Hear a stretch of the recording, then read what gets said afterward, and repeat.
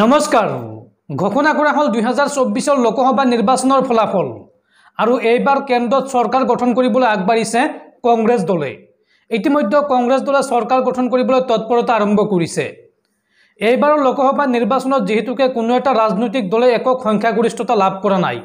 সেই হেতুকে বিজেপি আৰু কংগ্ৰেছ দুটা দলে কিন্তু চৰকাৰ গঠন কৰিবলৈ তৎপৰতা আৰম্ভ কৰিছে আৰু ইয়াৰ মাজতে কিংমেকাৰ হ'বলৈ তৎপৰতা আৰম্ভ কৰিছে বা কিংমেকাৰ হ'বলৈ গৈ আছে নীতিশ কুমাৰ আৰু চন্দ্ৰবাবু নাইডু এই দুজনে এতিয়া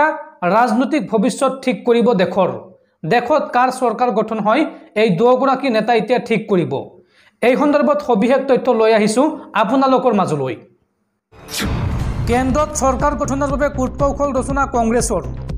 সংখ্যাগৰিষ্ঠতা নাপালেও ইণ্ডিয়াই গঠন কৰিব পাৰে চৰকাৰ দিল্লীত বিজেপিৰ বাবে এইবাৰ সহজ নহব চৰকাৰ গঠনৰ পথ চৰকাৰ গঠনৰ বাবে কূটকৌশল ৰচনা কংগ্ৰেছৰ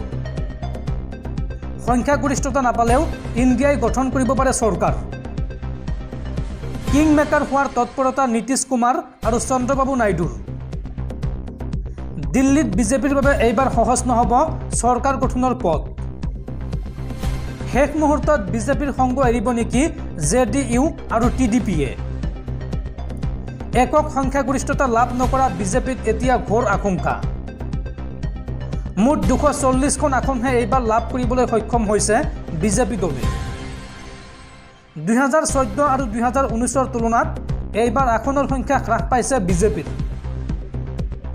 এনডিএৰ মুঠ আসনৰ সংখ্যা হৈছে 294 আৰু ইণ্ডিয়াৰ মুঠ আসনৰ সংখ্যা হৈছে 232